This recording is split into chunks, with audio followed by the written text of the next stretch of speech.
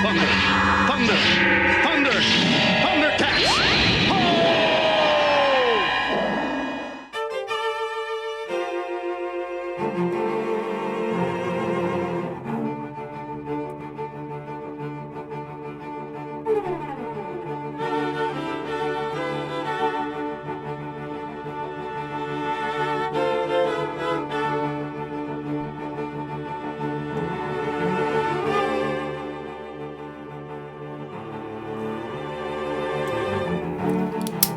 Okay, so we're going to look at now evaluating algebraic expressions using substitution. Now remember, a minute ago I said substitution is when you replace a variable with a value. So that's what we're going to do. So I'm giving you three variables here, and I'm assigning a value to each one of them. H equals 25, M equals 7, and Y equals 4. Please understand before we go any further, these are just the values I happen to be assigning these letters for this set of expressions that I'm going to give you. I'm creating my own little universe here that has a certain set of expressions. And in this little universe, H equals 25, M equals 7, and Y equals 4. You could create your own little universe, and you could say, well, I don't like 4 for Y. I want to say Y is going to be 11, or I like, for M, I like negative 16 and 3/4, or I want, somebody else might say, well, I want H to be 729 hundred thousandths. You can set variables to be worth whatever you want them to be worth. Letters don't have permanently assigned values in math. I will say this. There are some symbols and letters out there that have specific meanings in certain contexts. Like, for instance, the Greek letter pi, which you may have seen before. The Greek letter pi, that has a specific value that's already assigned to it. You typically in mathematics don't just take that Greek letter and then use it as a variable where you put whatever value you want with it. You don't do that in math. Pi has its own specific value. But as far as the standard, Latin alphabet is concerned, A through Z, these letters here, they can be worth whatever you want them to be worth. Whatever values you assign them, or whatever values your teacher happens to assign to them for a specific set of problems. That's what they'll be worth. So it's not like M is always 7. It's not like Y is always 4. That's not how that works at all. Numbers aren't permanently assigned to variables. That's not how it works, okay? Because if you did that, if you just said, well, A equals 1 and B equals 2, always, okay, once you got to Z equals 26, you're pretty much hosed. You can't do anything else, and then can't have there's no other letters to assign other numbers to. So you're done. So these letters, this is just what these letters are worth in this particular little math universe that I have created for your learning pleasure. All right. So let's look at some expressions here. I'm going to write down this. H minus 11. Okay. I want to evaluate that expression. And because I know what H is worth, I can evaluate this. Big important point here to make. If I gave you this and I didn't tell you what H was, you couldn't evaluate it. You couldn't do anything with it. It's just H minus 11, and that's all it is. H would be an unknown value, and this could not be evaluated until a value is assigned to H. But You're a butt! Yes. Since I told you H equals 25, you can. So this is how substitution works. This is what you do. You take the 25 and you replace the H with that 25. So we'd write down 25 minus 11. And then you just do the math. 25 minus 11, 14. We have just evaluated this expression, H minus 11. We just evaluated that. We found the value of H minus 11 because we knew H equaled 25. We substituted 25 for H, and then we did the math. Now, more than likely, I've probably mentioned this in class before you've seen this video, but in case you haven't, 3m, that means 3 times m. There's a few ways that you can express multiplication in algebra with variables. These are pretty much the ways we're going to be doing it from here on out, is these 3 ways. One way is you can just write it down with a number right next to a variable. That's one way of doing it. Another way of expressing it is to write down a number next to a variable in parentheses. That's another way of doing it.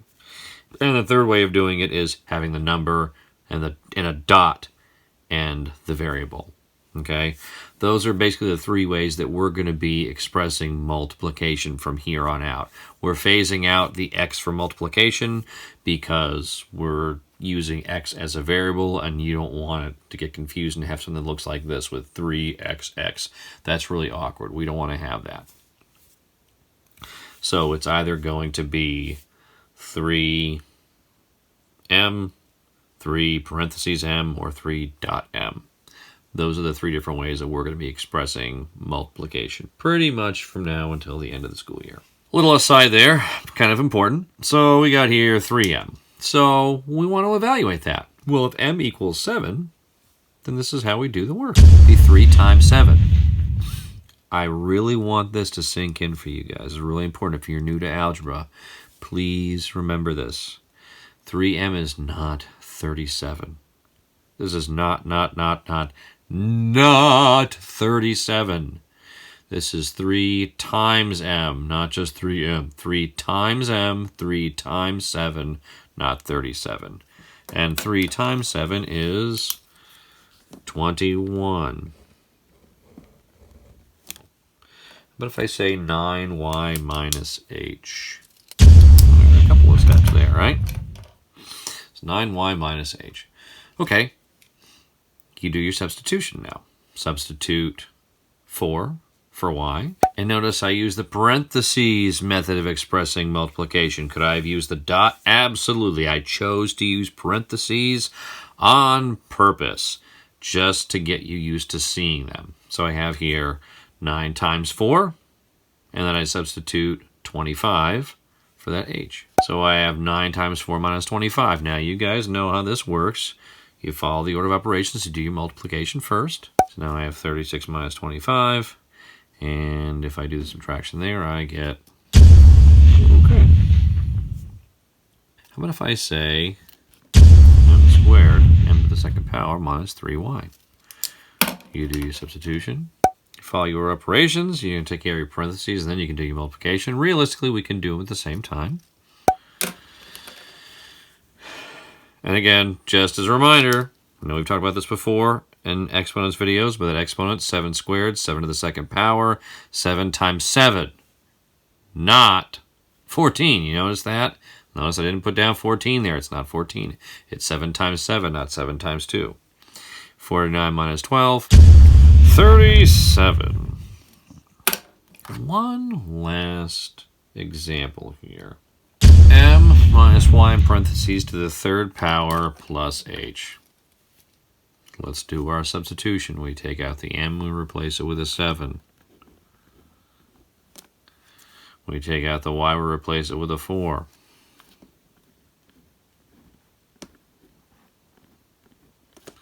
We take out the h, we replace it with a 25. Then we start doing our work. Got to take care of the parentheses first. 7 minus 4 is 3. So we have 3 to the third plus 25. 3 to the third, you'd evaluate that. 3 times 3 times 3. That would be 27. I have 27 plus 25. The answer is going to be 52. Here's an example. That's how we evaluate expressions using substitution. Something else I want to look at with you guys. I want to look at filling in tables here. Filling in tables.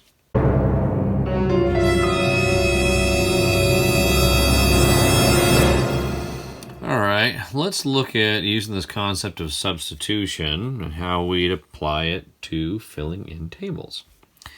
Let's say a table that looked like this. In this column, I have just n, number n. And notice n changes. In this first iteration, it's 1. And the next one down, it's 2. Then n changes to 5. Then n changes to 9. Finally, it's 14. Those are all the different values for n in this table. In this side of the table, I have n plus 3. This is what you do when you're filling in a table. If I say, okay, these columns here, this is all n. These are all n. This is what n is. These 5 values are all, I'm all assigning all those to n one at a time. Then over here, the corresponding value, it'd be, in this case, it'd be 1 plus 3, right? If n is 1, n plus 3 must be 1 plus 3, which would equal 4. In the next iteration, I'd have 2 plus 3, which would equal, for this next value for n, the corresponding value in n plus 3 would be, which would equal 8. And finally, we'd have these two here.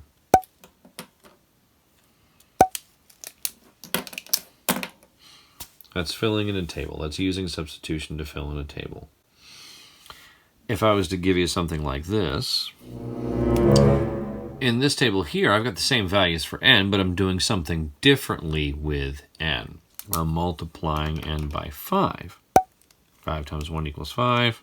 5 times 2 equals 10. 5 times 3 equals 15. And finally, so that's filling in a table. All right. Sometimes you'll have a table that's got 2 steps. Again, same exact set of values for n. It's just a matter of what I'm going to do differently with it this time. So the first thing through, I'm going to have this. I'm going to have 3 times 1 minus 2, which would obviously equal 1. If I substitute a 2 instead, I get 3 times 2 minus 2, which would be 6 minus 2, which would equal. And if I just keep running down the list, this is what I get.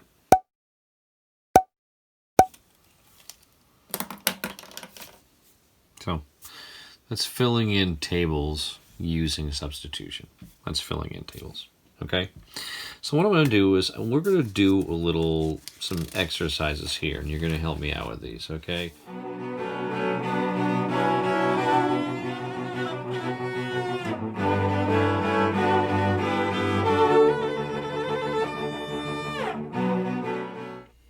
Okay, in this little scenario, these are the 3 values.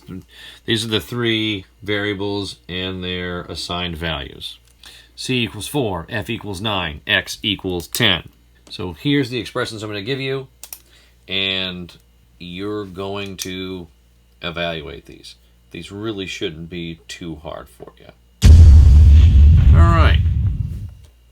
These are your 4 practice problems for substitution. Push pause, work through them. When you're done working through, hit play. All right, push pause.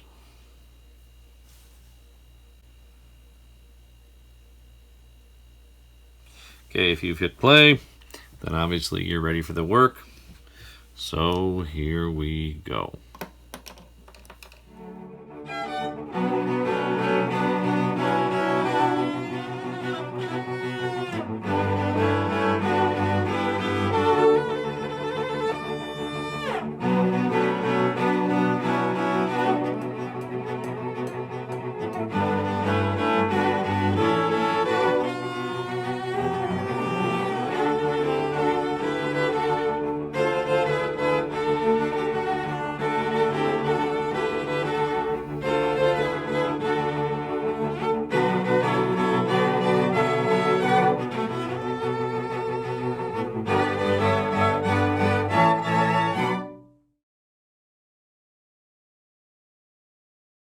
Okay, those are the answers for these 4 problems. All right. That's all I really need to do for this particular video. When I see you in class, we'll have an assignment over this, and we'll do some practice with this, and we'll look at practicing substitution. We'll look at filling in tables in class. We'll do some practice with that. We'll even do a little bit of practice with coming up with rules, where I give you a table that's all filled out and you have to figure out what the rule was. So we'll do some of that in class. But this is a good ending point for this particular video. Thanks for hanging in there. All right. Have a good night. See you in class.